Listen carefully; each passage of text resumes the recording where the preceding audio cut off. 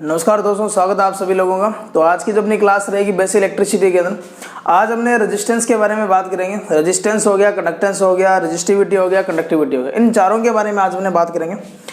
इससे पहले जो मैंने आपको तीन चीज़ें बता चुका हूँ मैं, करंट क्या होती है, आवेश क्या होगा, ठीक है, इन दोनों के बारे में पढ़ चुके हैं। विभव, विभवांतर, इनके बारे में हमने पहले पढ़ चुके हैं। तो वीडियो अच्छी लग रही है तो वीडियो को शेयर करते रहिए और अपने जितने भी जो ग्रुप्स बना रखे हैं आप लोगों ने उनके अंदर जरूर शेयर कीजिए ताकि आपको एक अच्छी जो है शिक्षा आपको मिल सके, ठीक है। तो आज का जो हमारा जो टॉपिक रहेगा जिसके अंदर हमने बात करेंगे रेजिस्टेंस। इसके अलावा देखो रेजिस्टेंस की पूरी डिटेल अपने यहाँ नहीं पढ़ेंगे। यहाँ ये रेजिस्टेंस होता है क्या, वो किन बातों पर डिपेंड करेगा, सीरीज कनेक्शन क्या होगा, समांतर क्रम क्या होगा, रेजिस्टेंस को ज्ञात करने के मेथड कौन कौन से हैं, वो सारा का सारा डिटेल अपने एक चैप्टर स्टार्ट करेंगे रजिस्टर का, उसके अंदर मैं सारा डिटेल आपको बताऊंगा। 5 से 6 क्लास उसके अंदर रहेगी। आज हमने रेजिस्टेंस क्या होगा, कंडक्टेंस क्या होगा, रजिस्टिविटी, कंडक्टिविटी, इन चारों के बारे में आज हमने पढ़ने वाले हैं। तो रेजिस्टेंस देखो होता क्या है, तो आप लोगों ने कई बार देखा भी होगा, एक होगा रेजिस्टेंस और एक होगा रजिस्टर, दोनों का थोड़ा सा अंतर है। रेजिस्टेंस का तो मतलब हो गया प्रतिरोध और रजिस्टर का मतलब हो गया प्रतिरोधक। यानी कि ऐसी युक्ति जो काम क्या करती है कि करंट जो होती है, करंट के फ्लो के अंदर क्या करती है, अवरोध उत्पन्न करने का काम करेगी। अब आपसे ये पूछा जाए कि रेजिस्टेंस काम क्या करेगा, धारा को रोकने का काम करेगा या धारा को बढ़ाने का काम करेगा, ये धारा को कम करने का काम करेगा। तो यहाँ से ज़्यादातर स्टूडेंट क्या बोलेंगे, धारा को रोकना, ठीक है। अगर मान लेते हैं आपने घर के अंदर पंखा लगा रखा है, पंखे के अंदर आपने फैन रेगुलेटर लगाए, तो उसके अंदर भी अगर आप लोग देखेंगे तो क्या होगा, रेजिस्टेंस हो गए, सीरीज में लगे होंगे। बस आप लोग काम क्या करते हो, जब उस रोटरी स्विच की सहायता से रेजिस्टेंस की संख्या को चेंज करते हो। अगर आपको करंट को रोकना होता, करंट को रोकने का मतलब ये हो गया कि आगे पंखे तक करंट नहीं जाएगी, इसका मतलब पंखा चलेगा भी नहीं। पंखे को उसको रोकना होता करंट को, तो आप लोग रेजिस्टेंस का इस्तेमाल नहीं करते, फिर आप लोग सप्लाई ही ना दो पंखे को। तो यहाँ से रेजिस्टेंस का जो मेन जो आप लोगों ने आज तक कई बार पढ़ा भी होगा, अवरोध उत्पन्न करेगा, ठीक है। अवरोध उत्पन्न करने का मतलब ये होगा कि उसकी गति में कम करेगा। जैसे मान लेते हैं ये स्पीड ब्रेकर है, आपकी गाड़ी की स्पीड जो वो काफ़ी तेज़ थी, जैसे स्पीड ब्रेकर आया तो आपकी गाड़ी की स्पीड आपने क्या कर ली, कम कर ली। तो यही काम ये रेजिस्टेंस करेगा, मतलब जो करंट जो होगी उसकी मात्रा को क्या करेगा, कम करेगा। और ये आप लोग ध्यान रखना कि 9 तारीख का जो एग्ज़ाम हुआ था अप्रैल, ठीक है, 2018 DMRC का जो एग्ज़ाम था उसके अंदर ये क्वेश्चन पूछा भी गया था कि रेजिस्टेंस जो होता है वो काम क्या करेगा, धारा को रोकने का काम करेगा, धारा को बढ़ाने का काम करेगा, धारा को कम करने का काम करेगा। अगर किसी सर्किट के अंदर अगर आप लोग रेजिस्टेंस लगाओगे तो वो हमेशा एक ही काम करेगा, उस जो धारा जो होगी उसकी मात्रा को क्या करेगा, कम करेगा। तो एक बात आप लोगों को यहाँ से याद रखनी है कि रेजिस्टेंस होता क्या है, ठीक है। रेजिस्टेंस एक ऐसा गुण होगा किसी भी पदार्थ का, वो काम क्या करेगा, धारा का मार्ग में अवरोध उत्पन्न करेगा, मतलब धारा के मान में क्या करेगा, कमी करेगा। तो रेजिस्टेंस काम क्या करेगा, धारा के परिमाण में क्या करेगा, कमी करेगा। तो एक बात आप लोग यहाँ से याद रखेंगे, परिमाण में क्या करेगा, कमी, ठीक है। और ये जो गुण उत्पन्न करने का जो काम करता है, ये जो जिसके द्वारा ये गुण उत्पन्न होगा उसको बोलेंगे रजिस्टर, यानी कि उसको आप लोग क्या बोलेंगे, प्रतिरोधक। यानी कि जो युक्ति जो होगी, ठीक है, उस युक्ति जो होगी उसको हमने क्या बोलेंगे, प्रतिरोधक। तो अब आपसे ये पूछा जाए कि रजिस्टर होगा क्या, जिस तरीके से आपने कैपेसिटर पढ़ा होगा, फिर कैपेसिटेंस पढ़ा होगा, इंडक्टर पढ़ा होगा, इंडक्टेंस पढ़ते हो, उसी प्रकार ध्यान रखना रेजिस्टेंस तो युक्ति है कि आपने वायर बाउंड प्रतिरोध देख लिया, रजिस्टर देख लिया, तो वो तो युक्ति होगी, लेकिन उसके द्वारा अवरोध उत्पन्न करने का जो गुण जो होगा, उसका जो गुण जो होगा उसको आप लोग क्या बोलेंगे, रेजिस्टेंस बोलेंगे। तो एक बात आप लोगों को यहाँ से क्या करनी है, याद रखनी है। दूसरी बात क्या याद रखना है कि जो रेजिस्टेंस जो था इसके बारे में सबसे पहले किसने बताया था, तो सर्वप्रथम जो बताया था आप लोगों ने पढ़ा भी होगा कि इलेक्ट्रिकल का जो पहला जो रूल आप लोग पढ़ते हो वो ओम का नियम पढ़ते हो। इसका मतलब इसके बारे में जो सबसे पहले जो जानकारी दी थी वो दी थी जॉर्ज साइमन ओम ने, ठीक है। ये क्वेश्चन आपसे वैसे नहीं पूछा जाएगा, बस इसके बेसिकली वैसे याद रखना आप लोग अपने माइंड के अंदर कि रेजिस्टेंस के बारे में सबसे पहले किसने बताया था, तो वो बताया था जॉर्ज साइमन ओम ने। अब बात आती है कि रेजिस्टेंस का जो फार्मूला अगर हमने बात करें, सूत्र देखो क्या रहेगा यहाँ से कि R बराबर क्या रहेगा, रो अल अपॉन में क्या रहेगा, ए रहेगा, ठीक है। R बराबर क्या रहेगा, रो अल अपॉन में क्या रहेगा, ए रहेगा। तो एक बात आप लोगों को यहाँ से याद रखना है, ये जो फार्मूला है ये फार्मूला काफ़ी इंपॉर्टेंट है। यहाँ से देखो सबसे पहले जो रो अगर आपसे पूछा जाए कि रो क्या है, ये पदार्थ की प्रकृति पर डिपेंड करेगा, और है क्या ये प्रतिरोधकता, यानी कि है क्या प्रतिरोधकता। पहली बात याद है। दूसरा एल आपको पता है लेंथ होगी तो लंबाई होगी कंडक्टर की, और एज होगा एरिया होगा, यानी कि क्षेत्रफल होगा, अनुप्रस्थ काट क्षेत्रफल होगा किसका, कंडक्टर का।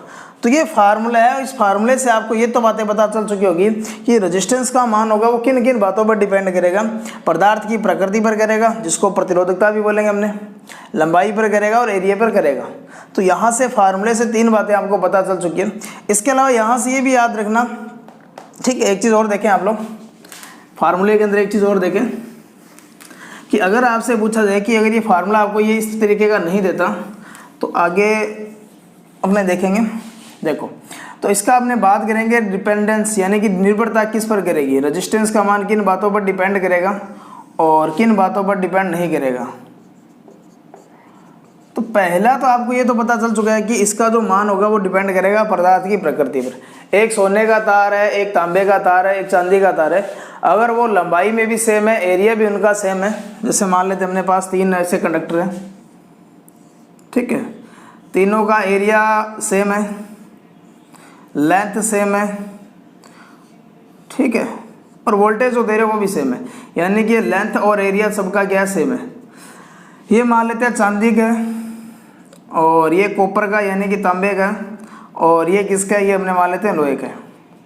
अब आप लोग यहाँ से देखेंगे कि जो सबसे अच्छा जो कंडक्टर होगा वो चांदी होगा, क्योंकि इसके अंदर इलेक्ट्रॉन जो होंगे सप्लाई देते ही क्या होंगे, ज़्यादा मुक्त होते हैं, और कॉपर इससे कम चालकता रखता है। इसके अलावा जो लोहा जो होगा इसका जो रेजिस्टेंस होगा वो इन तीनों में सबसे ज़्यादा होगा, और इसकी जो कंडक्टिविटी होगी वो क्या होगी, सबसे कम होगी। इसका मतलब ये हुआ कि कोई भी जो कंडक्टर जो होगा, ठीक है, उसका कुछ ना कुछ खुद का क्या होगा, रेजिस्टेंस होगा।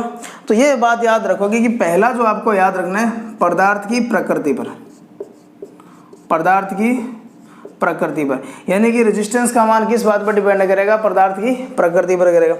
दूसरा अगर आप लोग यहाँ से देखें, दूसरा आपको याद रखना है कि जो ये लेंथ होगी, ठीक है, आपको पता है कि रेजिस्टेंस होगा वो लेंथ के क्या होगा, समानुपाती होगा, यानी कि चालक की लंबाई पर, यानी कि R प्रोपोर्शनल होगा किसके, लेंथ के ऊपर। तो ये बात आप लोग याद रखेंगे। इसके ऊपर भी बात करेंगे जब इसका रेजिस्टेंस का चैप्टर अपने अलग से बढ़ेंगे, इसके बारे में पूरा डिटेल बताऊंगा कि लंबाई सीधी अगर बढ़ती है तब क्या होगा, खींचकर अगर हमने इसको बढ़ाएंगे तो इसका रेजिस्टेंस होगा वो किस तरीके से चेंज होगा। तीसरा आपको जो याद रखना है वो याद रखना है चालक का अनुप्रस्थ काट क्षेत्रफल, ठीक है, और अनुप्रस्थ काट क्षेत्रफल की ये क्या रहेगा, व्युत्क्रमानुपाती रहेगा। अब आपको पता है कि जैसे जैसे ये लेंथ बढ़ेगी वैसे वैसे रेजिस्टेंस बढ़ेगा। कारण क्या होगा इसके पीछे कि मान लेते एक जो ये जो है इसकी लंबाई मान लेते कितना है, 1 मीटर है, और एक आपके पास दूसरा है कंडक्टर जिसकी लेंथ मान लेते कितनी है, 2 मीटर है। अब देखो, अगर आपको पता है कि यहाँ से जब आप करंट फ्लो कब होगी, जब इलेक्ट्रॉन चलेंगे, तो जब इस पर आप लोग वोल्टेज देंगे तो यहाँ से आपको पता है इधर से इलेक्ट्रॉन आएंगे। अगर मैं इसको यहाँ प्लस दूंगा और यहाँ क्या दूंगा, माइनस दूंगा इस कंडक्टर को, तो इलेक्ट्रॉनों को यहाँ तो कम दूरी तय करनी पड़ेगी, जबकि यहाँ क्या करनी पड़ेगी, ज़्यादा दूरी तय करनी पड़ेगी। तो ये आपसे अगर पूछा जाए कि लंबाई बढ़ने पर चालक जो होगा उसका प्रतिरोध बढ़ेगा, क्यों बढ़ेगा, क्योंकि इलेक्ट्रॉनों पर जो बल लगेगा, इलेक्ट्रॉनों पर जो वोल्टेज के कारण जो बल लगेगा उसकी मात्रा में क्या आती है, कमी आती है। इस वजह से इलेक्ट्रॉन उस गति से नहीं गति कर पाते जिस गति पर चालक की लंबाई कम होने पर गति करेंगे।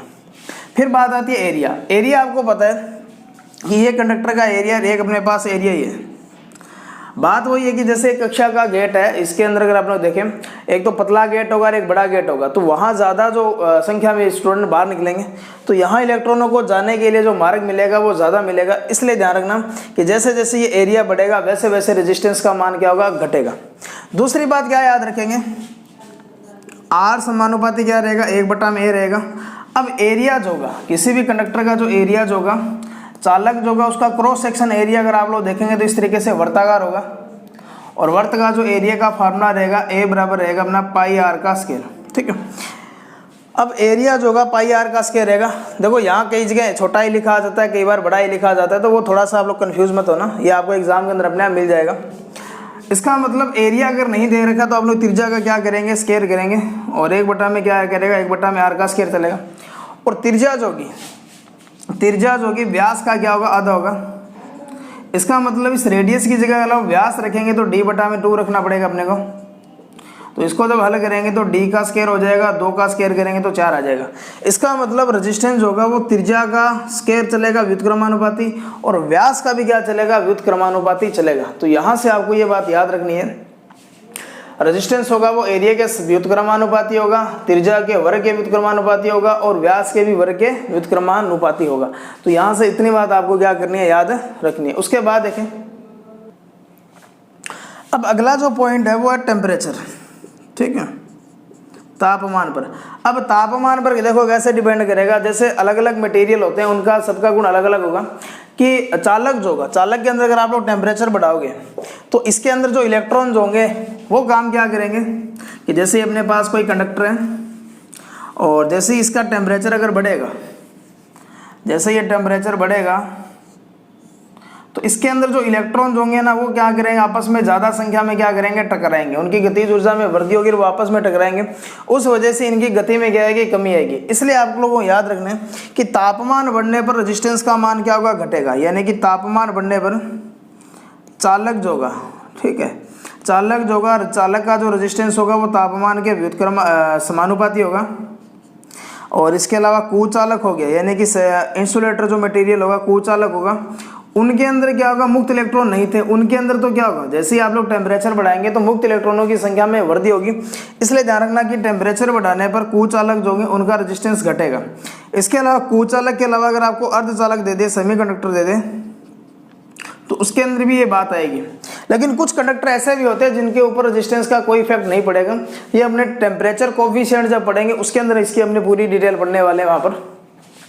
तो यहाँ 4 बातें आपको याद रखना है कि रेजिस्टेंस का मान किन बातों पर डिपेंड करेगा, पदार्थ की प्रकृति पर करेगा, चालक की जो लंबाई होगी उस पर निर्भर करेगा, या चालक की प्रकृति आ सकती है। अनुप्रस्थ काट क्षेत्रफल आप लोग याद रखेंगे, यहाँ एरिया 1/r का स्क्वायर 1/d का स्क्वायर याद रखेंगे। टेम्परेचर जो होगा वो चालक के प्रतिरोध के क्या होगा, समानुपाती होगा, ठीक है।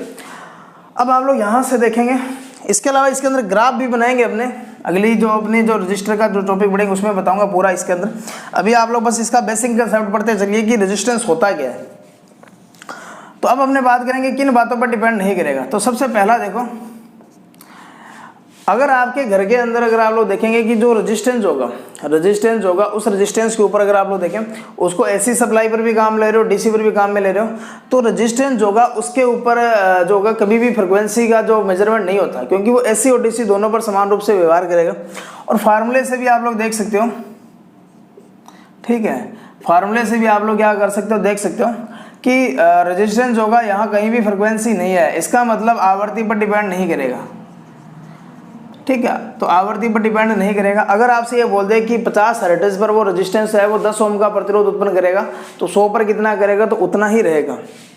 फिर अगला देखें, ठीक है, आवृत्ति के बाद में देखो ये कंडक्टर जो होगा ये इस तरीके से वर्ताकार है और इस तरीके से त्रिभुजाकार है, चाहे आयताकार है। अगर इनका ये एरिया सेम है, एरिया अगर सेम होगा तो इसमें इलेक्ट्रॉन जो गुजरेंगे वोल्टेज देने पर वो क्या होंगे, समान संख्या में जाएंगे।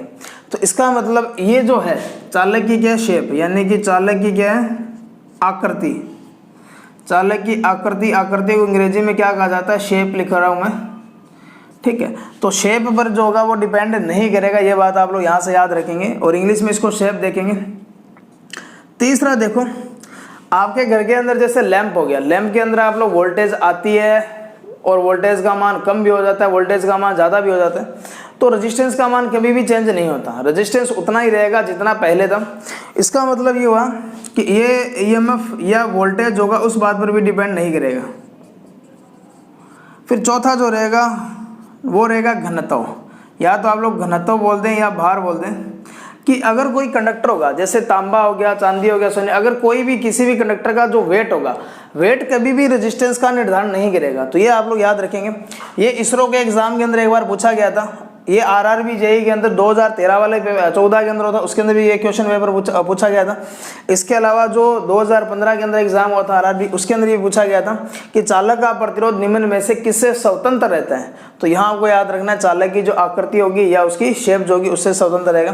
तो इन 4 बातों पर ये डिपेंड करेगा और इन 4 बातों पर ये डिपेंड नहीं करेगा। तो इतनी बात आप लोग यहाँ से याद रखेंगे। उसके रेजिस्टेंस के बाद अब इसका एक गुण और देखेंगे, रेजिस्टिविटी क्या होगी, यानी कि प्रतिरोधकता जो होती है उसको किसको कहा जाता है। देखो रेजिस्टिविटी जो होगी ठीक है। रेजिस्टिविटी का दूसरा नाम आप लोग याद रखेंगे स्पेसिफिक रेजिस्टेंस भी बोलेंगे इसको, यानी कि या तो इसको प्रतिरोधकता बोल दो या इसको क्या बोल दो, विशिष्ट प्रतिरोध। दोनों का मतलब जो रहेगा वो दोनों का मतलब सेम रहेगा। अब यहाँ से ये टॉपिक काफ़ी इंपॉर्टेंट है, ये यहाँ से जो सवाल पूछे जाएंगे वो कंफ्यूजिंग सवाल हैं, और थोड़ा सा आपको ये भी ध्यान रखना है इसके अंदर क्या क्या चीज़ें पूछी गई है या क्या क्या चीज़ आगे पूछी जा सकती है, वो मैं आपको सारा बताऊंगा। इसको आप लोग क्या बोलेंगे, प्रतिरोधकता, ठीक है। और रेजिस्टेंस का मात्रक आप लोगों को पता है ओम रहेगा, रेजिस्टेंस का मात्रक जो होगा ओम रहेगा। देखो यहाँ मैं भी ओनली आपको रेजिस्टेंस के बारे में थोड़ा सा ही डिटेल बताया, डीसी थ्योरी पढ़ेंगे इसके बाद। डीसी थ्योरी के बाद अपने रेजिस्टेंस का एक चैप्टर पढ़ने वाले हैं, उसके अंदर रेजिस्टेंस होता क्या, रेजिस्टेंस की 5 क्लासें या 6 क्लासें मिनिमम बनेगी, सीरीज, समांतर, मिश्र, स्टार, डेल्टा, ये सारा का सारा डिटेल पढ़ेंगे। रेजिस्टेंस मेजरमेंट करने की विधियां कौन कौन सी है, रेजिस्टेंस के प्रकार कौन कौन से हैं, और कलर कोडिंग मेथड होगा वो, उससे कितने प्रकार के सवाल बनेंगे, तो सारा डिटेल चलेगा। वो काफ़ी इंपॉर्टेंट क्लास रहेगी आप लोगों के लिए। तो स्पेसिफिक रेजिस्टेंस या रेजिस्टिविटी देखो क्या रहेगी, इसको बोलेंगे हमने प्रतिरोधकता।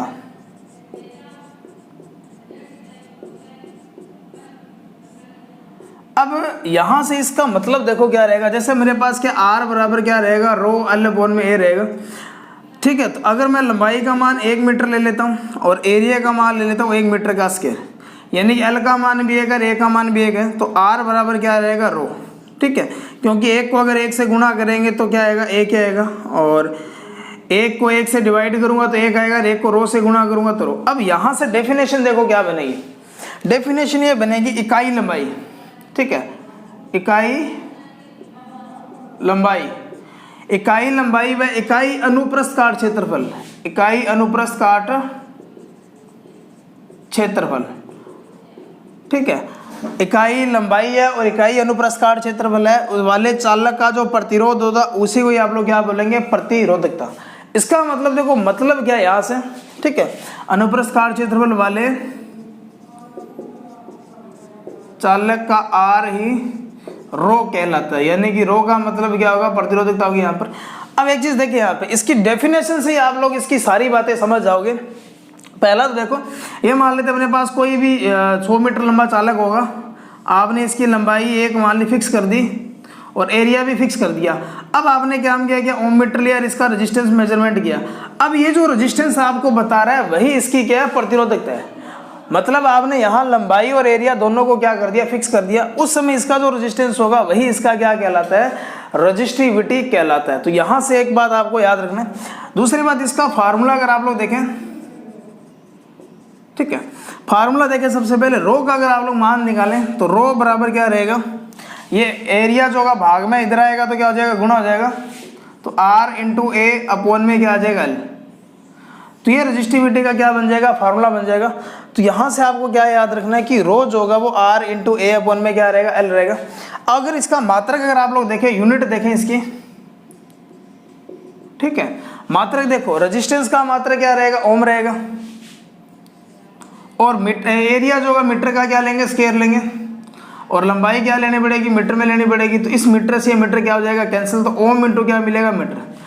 अब कई बार ध्यान रखना कि यहाँ ओम इंटू मीटर नहीं लिखा मिलेगा, तो आपको ओम इंटू क्या मिलेगा, सेंटीमीटर जो होगा वो लिखा मिलेगा। तो आप लोग ये भी थोड़ा सा ध्यान रखें दिमाग में कि इसकी यूनिट काफ़ी इंपॉर्टेंट है पेपर के लिहाज से। अब बात आती है कि ये रेजिस्टिविटी जो होगी, यानी कि जो प्रतिरोधकता होगी वो किस बात पर डिपेंड करेगी, निर्भरता की अगर हमने बात करें, ठीक है। देखो आपने काम क्या किया, देखो रेजिस्टेंस 4 बातों पर डिपेंड कर रहा था। रेजिस्टेंस कितनी बातों पर डिपेंड कर रहा था, 4 में से 2 बातें कौन कौन सी थी, एक लंबाई थी और एक एरिया था। और ये लंबाई और एरिया आपने क्या कर दिया, फिक्स कर दिया। इसका मतलब वो 2 बची हुई बातें उन्हीं पर ये डिपेंड करेगा। और यही सवाल एग्जाम में पूछा जाता है कि प्रतिरोधकता का मान किस बात पर डिपेंड करेगा, वहां उपरोक्त सभी वाला भी ऑप्शन होगा और इन 4 में से 3 ऑप्शन भी दिए होंगे, जबकि आपका जो राइट आंसर होगा वो 2 ही होगा, पदार्थ की प्रतिरोधकता या पदार्थ की प्रकृति, और दूसरा क्या रहेगा, तापमान। तो ये आपको जो डिटेल याद रखनी है वो रेजिस्टिविटी के बारे में याद रखना। अब मैं एक टेबल बना रहा हूँ जिसके अंदर आपको मैं बताऊंगा कि किस पदार्थ की क्या प्रतिरोधकता होगी, प्रतिरोधकता का जो मान जो लिया जाता है वो किस रेंज के अंदर लिया जाता है, ये भी काफ़ी इंपॉर्टेंट रहेगा यहाँ से। तो आप लोग एक बार और देखें, इकाई लंबाई और इकाई अनुप्रस्थ काट क्षेत्रफल वाले चालक का प्रतिरोध क्या कहलाएगा, उसकी प्रतिरोधकता कहलाएगा। मात्रक याद रखेंगे, फार्मूला याद रखेंगे, किस बात पर डिपेंड करेगा। लाइनमैन की जो परीक्षा हुई थी राजस्थान के अंदर, उसके अंदर एक क्वेश्चन आया था इस तरीके का। उसके अंदर इस तरीके का क्वेश्चन था जिसके अंदर उन्होंने लंबाई एरिया दे दिया, मीटर दे दिया और ये सेंटीमीटर दे दिया कि प्रतिरोधकता या विशिष्ट प्रतिरोध को कैसे संदर्भित करेंगे। तो यहाँ से ध्यान रखना, जैसे लंबाई मैंने सेंटीमीटर में दे दी और एरिया मीटर में दे दिया, 1 मीटर दे दिया इस तरीके से। तो यहाँ ध्यान रखना कि 1 मीटर की लेंथ होगी और 1 मीटर का स्क्वायर क्या होगा, उसका एरिया होगा। या अगर लंबाई अगर वो 1 मीटर सेंटीमीटर दे रहा है तो ये एरिया भी आपको सेमी में दिखाना पड़ेगा, क्योंकि मात्रक पद्धतियाँ जो कि वो अलग अलग नहीं हो सकती। ये भी ध्यान रखना कि एरिया मीटर में नहीं हो सकता, सेंटीमीटर या एमएम में ही लिया जाता है, नॉर्मली एमएम में ही लेते हैं। लेकिन जब डेफिनेशन बनेगी तो वहाँ काम क्या आएगा, आप लोग मीटर ही दिखाओगे, ठीक है। मतलब वहाँ इकाई शब्द का आप लोग क्या करेंगे, यूज़ करेंगे। तो ये थोड़ा सा आप लोग यहाँ से याद रखेंगे। अब मैं एक टेबल बना रहा हूँ, उस टेबल से आप लोगों को जो जो बातें याद रखनी है वो भी मैं बताऊँगा और वहाँ से सवाल कैसे कैसे उठाए गए हैं। तो अब मैं रजिस्टिविटी की टेबल बना रहा हूँ, उस टेबल से देखो क्या क्या सवाल पूछे गए हैं, तो उसके बारे में भी अपने बात करेंगे और क्या क्या सवाल आगे पूछे जा सकते हैं वहाँ से। तो रजिस्टिविटी के अंदर आपको देखो क्या क्या चीज़ें याद रखनी है, किस बात पर डिपेंड करे, ये काफ़ी इंपॉर्टेंट सवाल है, क्योंकि यहाँ आप लोग जो है वो सभी चीज़ें कर सकते हो, सभी चीज़ें ऑप्शन मान जाते हो। कई बार एग्जाम के अंदर आपको ध्यान नहीं रहता इस चीज़ के ऊपर। अब हमने देखो यहाँ मैं आपको सभी की रजिस्टिविटी बताऊंगा, ये काफ़ी इंपॉर्टेंट रहेगा। रजिस्टिविटी से कंडक्टिविटी भी अपने निकालेंगे यहाँ पर। तो देखो सबसे पहले हमने बात करेंगे रजिस्टिविटी के अंदर और प्रतिरोधकता का जो निर्धारण करेंगे, ठीक है। देखो अभी मैंने आपको बताया था कि टेम्परेचर बढ़ेगा, टेम्परेचर पर रजिस्टिविटी का मान डिपेंड करेगा। इसलिए यहाँ ये मैं रजिस्टिविटी जितनी भी दिखा रहा हूँ ये किस तापमान पर निर्धारित की गई है, ये भी आपको याद रखना है। तो इस टेम्परेचर का जो मान होगा वो 20 डिग्री सेल्सियस, ठीक है। और 20 डिग्री सेल्सियस पर प्रतिरोधकता का निर्धारण किया जाता है। ये एक इंपॉर्टेंट सवाल है कि किस तापमान पर रजिस्टिविटी का निर्धारण किया जाता है, तो ये आपका होगा 20 डिग्री सेल्सियस। तो अपने पास सबसे अच्छा जो कंडक्टर जो होगा वो रहेगा चांदी। चांदी की जो प्रतिरोधकता जो होगी आप लोगों ने पढ़ा भी होगा, चांदी की जो रजिस्टिविटी होगी बहुत कम होती है, यानी कि 1.64 इंटू 10⁻⁻8 ओम इंटू मीटर, ठीक है। उसके बाद जो 2 नंबर अपना रहेगा वो रहेगा कॉपर या क्या रहेगा अपना तांबा रहेगा। तांबे की ध्यान रखना 1.73 इंटू 10⁻⁻8 रहेगा। इसके बाद इसका सबसे अच्छा जो चालक होगा वो होगा सोना।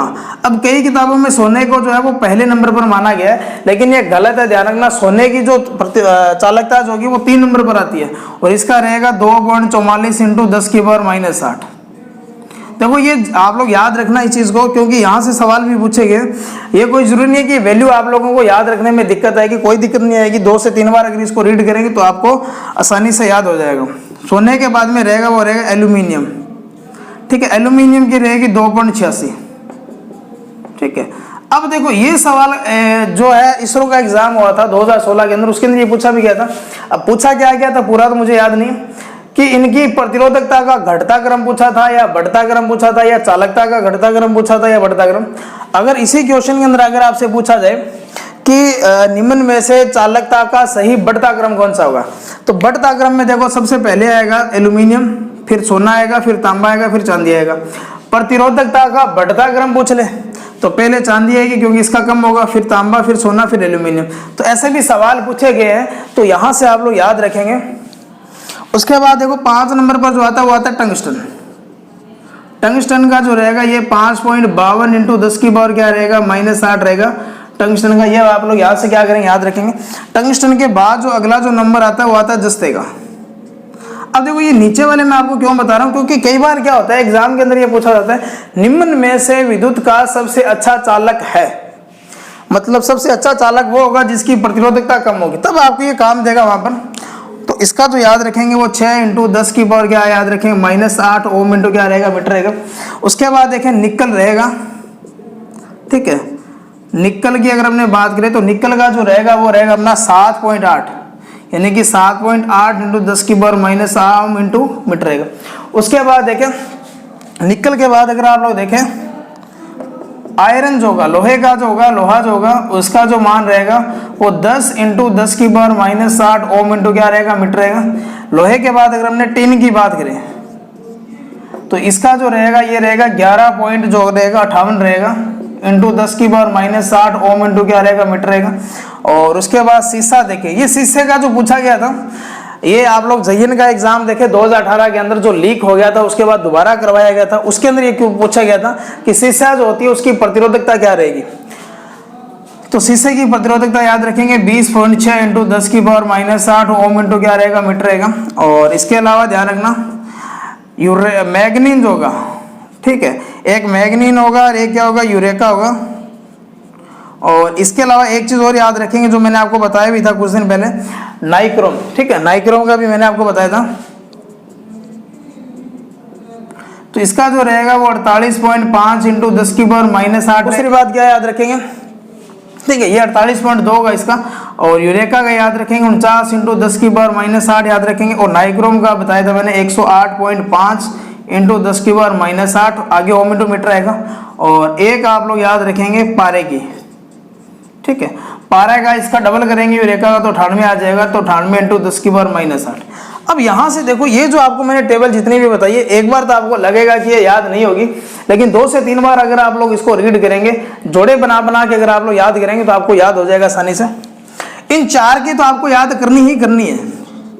इनमें से ध्यान रखना कॉपर काफी इंपॉर्टेंट है, ध्यान रखना कॉपर का काफी ज्यादा पूछा गया है और ये अपना जो आगे भी काम देगा। तो चांदी, तांबा, सोना, एल्यूमिनियम, टंगस्टन, जस्ता, निकल।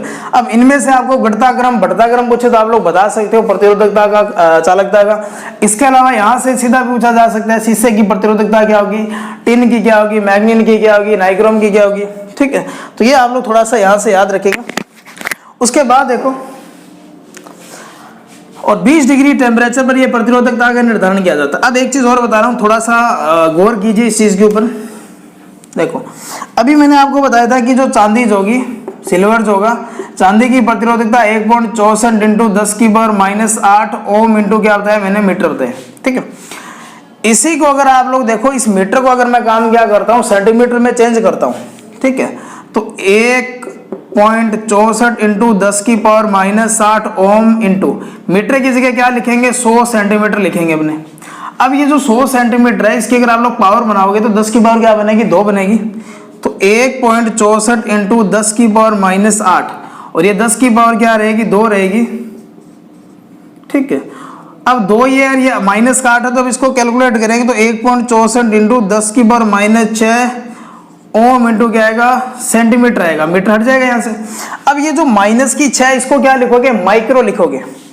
तो ये भी आपको याद रखना है कि 1.64 माइक्रो ओम इंटू क्या आएगा, सेंटीमीटर आएगा, ठीक है। एक चीज तो ये बात पर आप लोग गौर करेंगे। दूसरी चीज देखो, किस बात पर आपको थोड़ा सा ध्यान देना है, क्योंकि देखो कई बार एग्जाम के अंदर अपना पढ़ा सब कुछ होता है, लेकिन जो एग्जाम के अंदर जो क्वेश्चन पूछा जाता है वो थोड़ा सा लॉजिकल दे देते हैं। देखो अगर आप लोग मीटर के साथ इसको माइक्रो में चेंज करोगे तब कैसे करेंगे, 1.64 इंटू 10 की पावर -2 इंटू 10 की पावर -6 ओम इंटू क्या करेंगे, मीटर करेंगे। इसकी पावर को मैंने तोड़ दिया। अब माइनस का 2 है, इसका मतलब ये जो माइनस का 2 है नीचे आएगा तो प्लस का क्या बन जाएगा, 2 बन जाएगी पावर।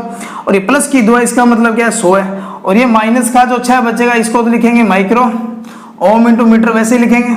और 1.64 को अगर मैं 100 से डिवाइड करूंगा तो 0.0164। तो अब आपको यहां से याद रखना है पेपर के लिहाज से कि कुछ जो चालक जो होते हैं उनकी प्रतिरोधकता किस में ली जाती है, तो माइक्रो ओम इंटू मीटर में ली जाती है। यानी कि उनकी प्रतिरोधकता जो होगी वो 10 की पावर -6 से 10 की पावर -8 के बीच में होगी। और ये चालक कुचालक बढ़ेंगे तब भी मैं आपको इस चीज के बारे में बताऊंगा। तो यहां से क्या बात याद रखेंगे, प्रतिरोधकता जो होगी उसका निर्धारण कितने डिग्री टेम्परेचर पर किया जाता है, तो 20 डिग्री टेम्परेचर पर किया जाता है। दूसरी बात क्या याद रखेंगे, सबसे कम प्रतिरोधकता चांदी की होगी। फिर बढ़ता क्रम घटता क्रम वो आपको थोड़ा सा याद रखना है। और ली किस में जाएगी, तो एक चीज और देख लें आप लोग यहाँ से, चालकों के लिए किस में ली जाएगी और कुचालकों के लिए किस में ली जाएगी और अर्धचालकों के लिए किस में ली जाएगी। तो प्रतिरोधकता जो होगी वो कंडक्टर जो होंगे, कंडक्टर की जो इसकी जो रेंज होगी वो 10 की पावर -8 ओम इंटू मीटर से लेकर के 10 की पावर -6 ओम इंटू क्या रहेगा, मीटर रहेगा। ये बात आप लोग याद रखेंगे कि प्रतिरोधकता जो होती है किसी भी कुचालकों की वो किस में निर्धारित की जाती है, तो -8 से लेकर के -6 के बीच में होगी। या अगर ये नहीं दिया तो आपको देगा माइक्रो ओम इंटू मीटर के अंदर। और ये क्वेश्चन भी पूछा गया था, ये क्वेश्चन भी उसके अंदर पूछा गया था कि धातु की प्रतिरोधकता किस में होती है, तो माइक्रो ओम इंटू क्या होगा, मीटर में होगा, ठीक है। दूसरी बात क्या याद रखें, तो इंसुलेटर जो होगा, ठीक है। इंसुलेटर जो होगा इसकी अगर हमने बात करें, इसकी जो प्रतिरोधकता होगी वो काफी ज्यादा होगी, और इनकी जो प्रतिरोधकता होगी वो 10 की पावर 12 से लेकर के 10 की पावर 18 ओम इंटू क्या रहेगा, मीटर रहेगा। और कुछ जो सेमीकंडक्टर होंगे उनकी रेंज इन दोनों के क्या होगी, बीच में होगी। तो ये काफी इंपॉर्टेंट है, यहाँ से जो बातें आपको याद रखना है, जितने भी कंडक्टर होंगे वो धातु होंगे, और ये बात आप उनको मैंने पहले भी बताई थी, पहले चैप्टर के अंदर आवेश के अंदर। ओम इंटू मीटर है, ठीक है, और माइनस का चाहे इसको माइक्रो लिख सकते हो। धातु की प्रतिरोधकता किस में व्यक्त की जाती है, तो ओम माइक्रो ओम इंटू मीटर होगा। किस कोटि में ली जाती है, तो 10 की पावर -8 से 10 की पावर -6 के बीच में होगी। तो इतनी बात आप लोगों को यहां से क्या करना है, जो है वो याद रखना है, ठीक है। तो ये अपने पास 2-3 चीजें थी जिसको मैंने आपको बताया यहाँ पर, ठीक है।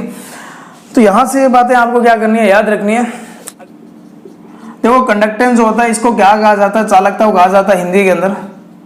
और दूसरा जो रहेगा, जिस तरीके से आपने रेजिस्टेंस का विपरीत पढ़ा था, क्या होगा, कंडक्टेंस होगा।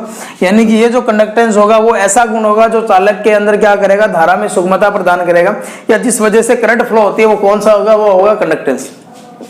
उसी तरीके से ध्यान रखना, जिस तरीके से हमने रेजिस्टिविटी पढ़ी थी उसी तरीके से कंडक्टिविटी होती है। यानी कि इसको क्या बोल सकते हो, इसको दो तरीके से लिखोगे, स्पेसिफिक कंडक्टेंस भी लिख सकते हो, इसको कंडक्टिविटी भी लिख सकते हो, और हिंदी के अंदर अगर हमने बात करें तो इसको लिखेंगे चालकता। अब कई स्टूडेंट के दिमाग में क्या होता है कि चालकता इसको कहा जाता है, यानी कि इसको नहीं कहा जाता। प्रतिरोधकता का जो उल्टा होगा वो चालकता होगा, और प्रतिरोध का उल्टा होगा वो कंडक्टेंस होगा, यानी कि उसको चालकता बोलेंगे। तो ये आपका कंफ्यूजन जो थोड़ा सा ध्यान रखना। अब देखो कंडक्टेंस की डेफिनेशन तो आपको याद ही है कि प्रतिरोध का व्युत्क्रम बोल सकते हो, या किसी सर्किट के अंदर धारा प्रवाह जिस वजह से होगा, जिस गुण के कारण होगा किसी चालक के, वो क्या कहलाएगा, वो कंडक्टेंस कहलाएगा।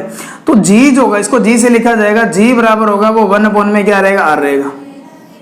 अब जी का मान किन बातों पर डिपेंड करेगा, तो आप लोग देखो जी बराबर क्या रहेगा, इस प्रतिरोध का फार्मूला उल्टा कर देते हैं। जैसे ही आप लोग उल्टा करेंगे तो आर बराबर क्या रहेगा, रो अल अपॉन में ए होगा। तो ए तो कहां चला जाएगा, ऊपर आ जाएगा।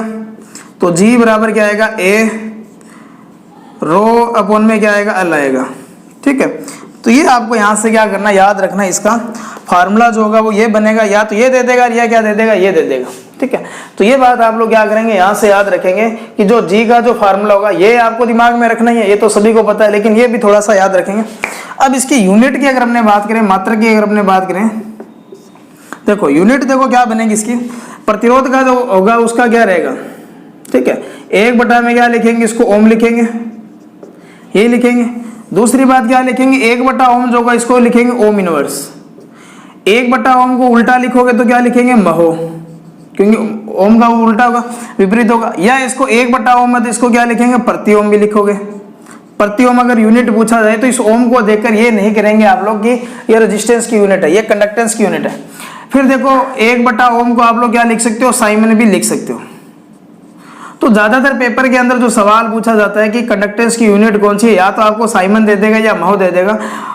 प्रति ओम या ओम इनवर्स ये बहुत कम दिया, आज तक तो बहुत कम आया, ऐसे क्वेश्चन आपके नहीं आए अभी तक तो, लेकिन फिर भी आप लोग इन चीजों को थोड़ा सा दिमाग में रखेंगे। फिर बात आती है कंडक्टिविटी की, तो कंडक्टिविटी रेजिस्टिविटी का विपरीत होगा, तो एक तो फार्मूला ये बन जाएगा।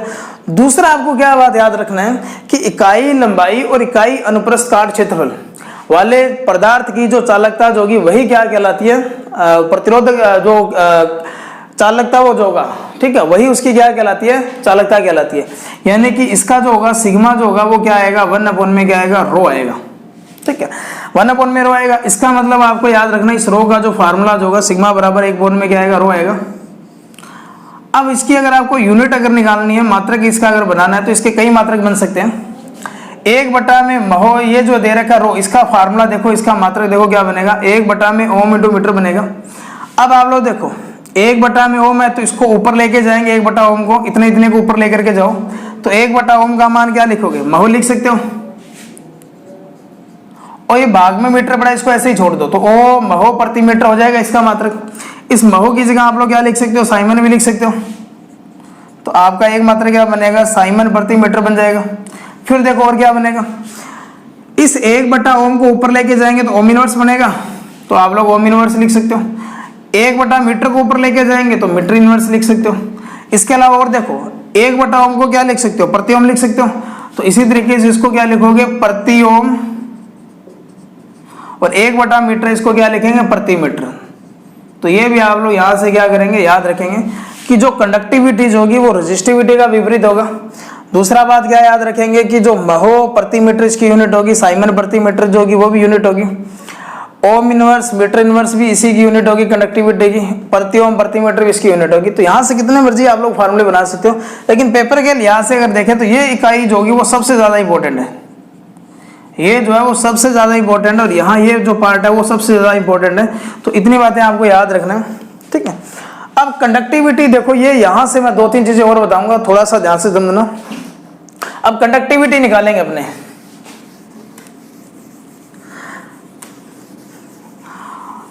तो एक चीज तो ये आपको याद रखना है कि प्रतिरोध का व्युत्क्रम होगा। अगर किसी सर्किट का प्रतिरोध बढ़ रहा है तो उसकी कंडक्टिविटी और कंडक्टेंस दोनों का मान क्या होगा, घटेगा। और कंडक्टिविटी या कंडक्टेंस किन बातों पर डिपेंड करेगा, तो जिस बात के ऊपर, जिस बात पर आपका रेजिस्टेंस डिपेंड करेगा उसी बात पर यह करेगा, जिस बात पर प्रतिरोधकता करेगी उसी बात पर चालकता करेगी। तो ये आप लोग यहां से याद रखेंगे, ठीक। अब देखो जो कंडक्टिविटी मैंने भी आपको बताया था, कंडक्टिविटी चालकता जो बात कर रहे थे अपने, ठीक है। अगर आपको ये पूछा जाए कि चांदी की चालकता कितनी है या कॉपर की चालकता कितनी है, तो आपको पता है कि जो चालकता जो होगी वो क्या होगी, प्रतिरोधकता व्युत्क्रम होगी।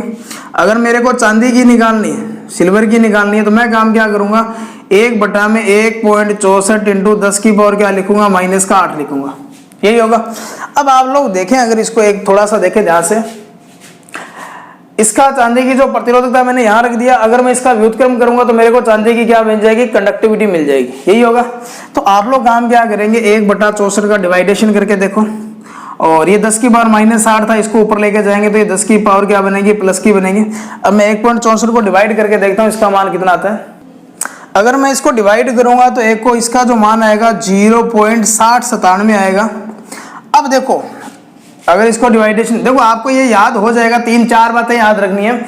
अभी कुछ दिन पहले एग्जाम के अंदर एल्यूमिनियम की पूछी गई थी, तो अगर मैं इसकी पावर 2 कम कर देता हूँ, इसकी पावर मैं क्या करूँगा, 2 कम कर देता हूँ, तो देखो 0.6097 जो था, इसको मैं 10 की पावर 2 और 10 की पावर क्या करूँगा, 6 में डिवाइडेशन करता हूँ, तो ये 10 की पावर 6 तो क्या बन जाएगा, मेगा बन जाएगा। और ये 2 अगर मैं गुणा करूँगा तो ये पॉइंट यहाँ से चलकर यहाँ आएगा, यानी कि 60.97, यानी कि 60.97 लगभग कितने के बराबर है, 61 के बराबर।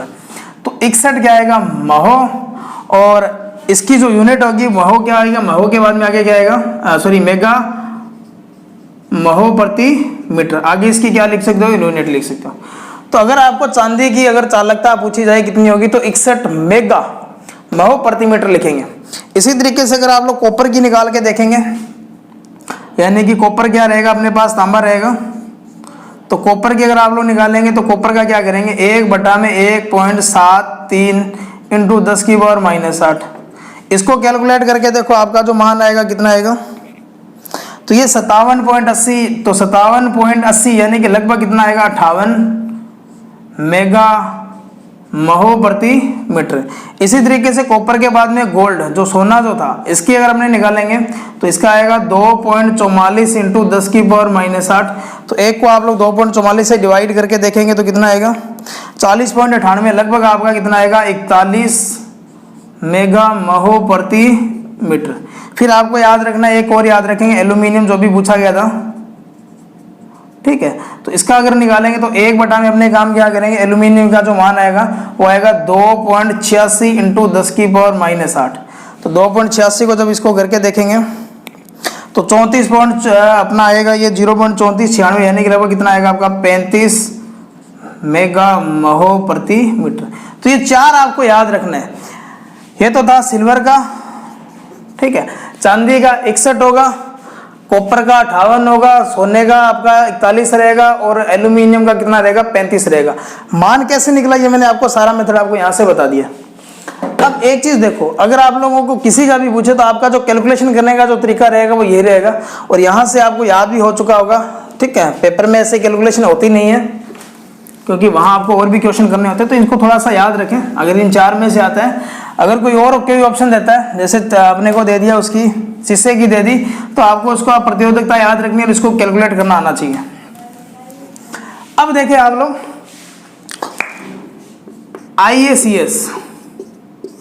IACS का मतलब हो गया इंडियन एनील्ड कॉपर स्टैंडर्ड, यानी कि इंडियन एनील्ड कॉपर स्टैंडर्ड होगा। आप लोग घरों में जो कॉपर का तार यूज करते हैं वो अनिलीकृत होता है, ठीक है, एनील्ड कॉपर स्टैंडर्ड। इसका मतलब अगर आपसे ये पूछा जाए कि स्टैंडर्ड चालक कौन सा है, तो आपका जो आंसर होगा वो कॉपर होगा। यानी कि बाकी चालकों की आप लोग चालकता का जो निर्धारण करेंगे वो किसके अकॉर्डिंग करेंगे, वो कॉपर के अकॉर्डिंग करेंगे। अगर मान लेते अपने पास क्या सिल्वर है, ठीक है, और ये इनकी क्या परसेंटेज, ये तो अपने पास मेटल हो गया, ये कंडक्टर हो गया, और ये इनकी क्या परसेंटेज चालकता कंडक्टिविटी होगी। सिल्वर के बाद में आपके पास क्या आएगा, कॉपर आएगा। कॉपर के बाद में अपने पास रहेगा गोल्ड या गोल्ड रहेगा, उसके बाद एल्यूमिनियम रहेगा। देखो कॉपर क्या जो मैंने बताया था, इसको स्टैंडर्ड माना, तो इसकी चालकता अगर 100% होगी, तो सिल्वर की अगर आप लोग करके देखें तो 105% आएगा। सोने की आप लोग देखेंगे तो 70% आएगा। एल्यूमिनियम का कितना आएगा, 60.6। तो कई जगह 60 आ जाएगा, या 60.6 नहीं दिया तो 61 आ जाएगा। तो आप लोग ये याद रखेंगे कि अगर आपसे पूछा जाए कि एल्यूमिनियम की चालकता जो होगी वो सोने की कॉपर की तुलना में कितनी होती है, तो आप लोग लिखेंगे 60 या आएगा 61। और ये 60 61 वाला जो सवाल था 2017 जो DMRC का एग्जाम हुआ था उसके अंदर ये क्वेश्चन पूछा भी गया था, ठीक है। तो ये आप लोग यहाँ से याद रखेंगे। अगर आपसे ये पूछा जाए कि मानक कंडक्टर यानी कि स्टैंडर्ड कंडक्टर कौन सा है, तो आपका आंसर कौन सा होगा, कॉपर होगा। तो ये सारी जो डिटेल थी ये कंडक्टिविटी के बारे में थी, रेजिस्टिविटी के बारे में थी, रेजिस्टेंस कंडक्टेंस के बारे में थी। अगली जो अपनी क्लास रहेगी जिसके अंदर अपने बात करेंगे पावर के बारे में बात करने वाले हैं कि पावर क्या होती है, ठीक है। पावर की पूरी डिटेल उसी चैप्टर के अंदर, इसी चैप्टर के अंदर पढ़ेंगे हमने कि पावर के बारे में सारा डिटेल पढ़ने वाले हैं। क्लास अच्छी लगी तो क्लास को जरूर शेयर कीजिए, अगर कुछ नया सीखने को मिला तो जरूर कमेंट कीजिए। तो मिलते हैं नेक्स्ट टाइम। धन्यवाद, जय हिंद, जय भारत।